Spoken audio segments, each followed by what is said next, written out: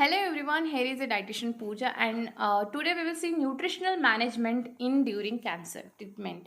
Nutritional management can play an important role during the cancer treatment. The goal of treatment that is curative, that is to eradicate the disease. Second is palliative, to relieve symptoms and maximize quality of life. Nutritional assessment, how to detect or how to assess nutritional assessment. The effect of a cancer on a nutritional status varies depending on the site of tumor, the stages of disease, treatment, and potentially complicating factor. Nutritional screening should be implemented locally to identify those who are in need of dietetic advice and at risk of malnutrition. Each patient should this be assessed, including an evaluation of anthropometric measurement, biochemical parameters, clinical diagnosis and condition, including symptoms also, nutritional intake and dietary preferences, energy and nutrient requirement, treatment receive and proposed. Now we will see nutritional support.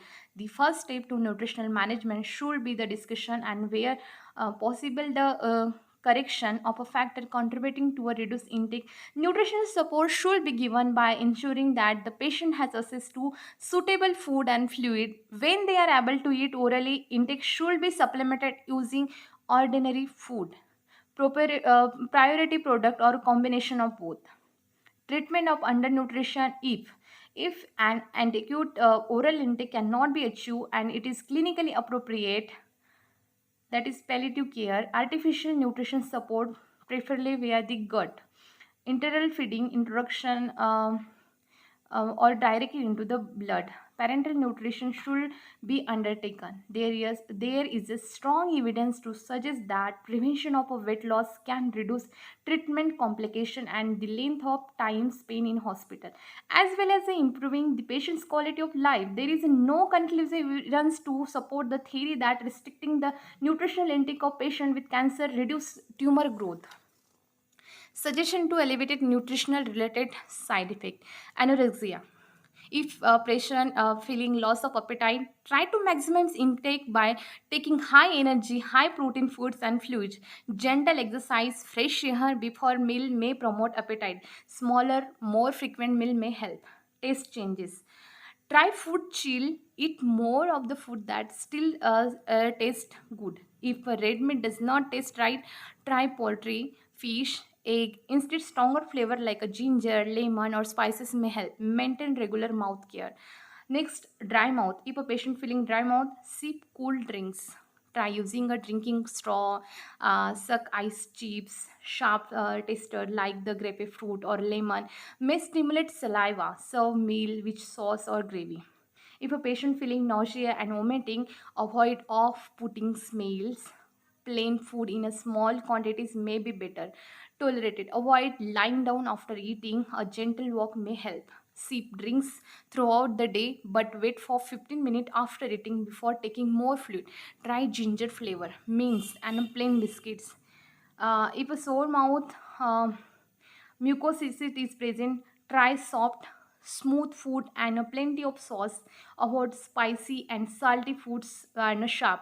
Citrus taste, chill or warm foods may be less painful than hot. Crumbly food like toast, crackers, and pastry may be better avoided. Diarrhea. If a patient feeling diarrhea, avoid irritating food that exacerbate like pulses, onion, strong spices. Consider reducing fiber-rich food, including whole grain, fruit, and vegetable intake. If a intake is already high, ensure fluid intake is adequate, and try and keep eating even if a small quantity of smooth foods. Reducing fat intake and milk product is often suggested. This may have a negative effect on nutrient intake, so individual advice from a dietitian is required. If a patient feeling constipation, this may arise second degree to cancer, treatment of analgesia, or simply from a poor intake and inactivity. Eating more and gentle exercise may help. Increase fluid intake, that is 2 liters per day. Gradually increase intake of fruits, vegetables, and whole grain cereals may help. If you tolerate prunes and prune juices, a little hot water on a waking may stimulating the bowel. If a patient feeling fatigue, ignore the clock and eat when feel more awake. A variety of well-balanced snack can be as nutritious as a main meal. Ask for help with the food preparation or use ready meals or home delivered food. Medication to assist. Artificial saliva may alleviate a dry mouth, available as a spray, liquid, gel, or and need to be used frequently. And before eating, spray containing much may be most effective, but as this is derived from peaks, may not be acceptable for some people. Anti-nausea drugs include the metoclopramide and doperidone, available as a tablet, capsule, and intravenous and intramuscular injection.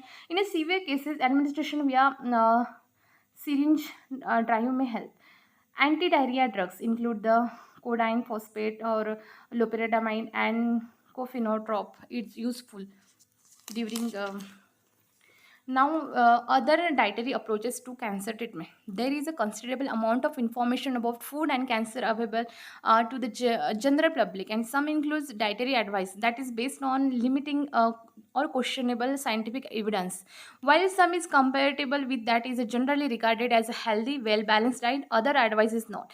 These include the regimen recommending intake that are nutritionally inadequate and are unpalatable or advocating complex eating patterns that requires either the sourcing of unusual or hard to buy items of complicating preparation regimen. Focusing on a food can be valuable and positive activity for a patient and his her cancer, and alternative approaches should not automatically be regarded as a bad. However, it is essential that unproven benefits are balanced against any potential nutritional inadequacy and negative emotional consequences. That is, denial of favorite foods, guilt at a non-completion, and despair of if a cure is not occur. Patients who are interested in following complementary or alternative dietary regimen should be encouraged to discuss this with their doctor and dietitian so that the potential benefit or a detrimental effect can be evaluated with respect to their individual needs. Consideration can be given to combine such approaches with a conventional nutritional support, and healthcare professional should help provide patients with appropriate information so that they can an informed decision. Example of popular dietary approach to cancer: Bristol approach to healthy eating. Developed from the old Bristol diet, it had promotes healthy eating and recommended a diet that is based primarily on a plant food, including vegetables, fruits, whole grain, pulses, nuts, seeds, herb, and spices. A smaller quantity of animal product is recommended alongside the plant food, while refined grains damage fat, processed meat, and alcohol are discussed. Organic food, maintaining a healthy weight and enjoy meals are encouraged. Comment. This advice include key aspect of cancer research fund guidelines that can be nutritionally adequate for people who are eating well. Those with a poor appetite may not achieve an adequate energy or protein intake. The scientific evidence for discouraging dairy intake is limited and not universally accepted. Microbiotics, a philosophical approach to life that include balancing in and elements. The dietary element is based on predominantly vegetarian, high carbohydrate, low fat food with a regular consumption of soya and sea vegetables. Comment. The high phytoestrogen content of the diet may offer some benefits, but there is no firm scientific evidence to confirm this. A low energy and protein density is a concern in a patient with a poor appetite. Plant program advise the elimination of all dietary dairy products, reducing meat intake, and replacing it with soya-based food, pulses, and cereal because of her pursues casual relation with cancer, particularly with those that are hormone mediated, breast and prostate cancer. Comments. Published epidemiological studies do not support the proposed this link. Milk and other dairy products provide useful nutrient in a palatable form, and although avoidance may not compromise intake in a relatively well patient, it may be detrimental in those who are eating poorly. Leukemia. Leukemia can be acute or chronic. The type will determine the management and prognosis. Patients with a leukemia tend to have a better nutritional status at a diagnosis than those with a solid tumor. However, this can be detrimental rapidly in response to treatment, including chemo and radiotherapy. A nutritional support is often required to optimize well-being and nutritional status. Bone marrow transplantation. Bone marrow transplantation or stem cell transplantation is used to treat patients with leukemia, lymphoma, and other hematological disorders, including aplastic anemia, some solid tumors, and some inheriting metabolic disorders. Grafts may be autologous from the patient themselves. Stem cell collected with least in Remisen. Although most patients embarking on this course of treatment are relatively well nourished, there are nutritional implications. Research suggests that energy requirement increases to 130 to 150% of the predicted basal requirement, and that protein needs are made to be 1.4 to 1.5 gram per kg per day. The side effects of a bone marrow therapy treatment, which can impact on nutritional status, include mucositis of a gastrointestinal tract, usually occur within a 7 to 14 days of the high dose of chemo or radiotherapy before a bone marrow therapy, and continue for 2 to 3 weeks afterward. Leads to decreased oral intake due to nausea, vomiting, pain of eating, and malabsorption. And it once in a donor graft where a greater degree of immunosuppressor is required than for analogous graft. Feeding via the gut, either orally or via tube, should be attempted. But if this is unsuccessful, parental nutrition should be instigated. There is insufficient evidence to confirm that either internal or parental nutrition is better in a bone marrow transplantation patient. Immunosuppression is a necessary for successful grafting of a new bone marrow tissue.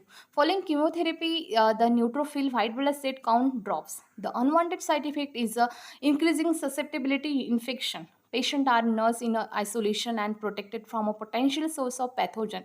In some units, this includes the provision of a specific food safety advice during neutropenia. Graft versus host disease arises between 10 to 20 days after a BMT from the response of the graft tissues to the leukemia. A positive outcome and host cell, a negative complication. This may affect different organs, including the intestine, which can lead to severe abdominal pain and malabsorption. Dietary manipulation may be required to maximize absorption function in a patient who are able to eat. Parental nutrition may be required in severe cases.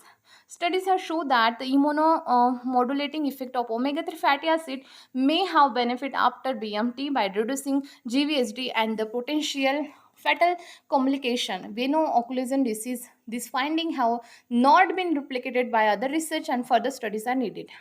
Food safety advice during neutropenia. Ideally, patient having a BMT should eat a well-balanced and nourishing diet provided by food with minimum risks of bacterial or fungal contamination. Sterile diets that were implicated 25 years ago are no longer used because they compromise in nutrient intake. Although practice varies between centers, all patients at the risk of neutropenia should be advised on a general food safety. This should include advice of the shopping, storage, food preparation, cooking, eating out. For those patients with a neutropenia, their neutrophil count should determine the level of additional dietary restriction. Once their neutrophil count increases, patients should continue to follow the general food safety advice for at least 6 months after discharge from hospital.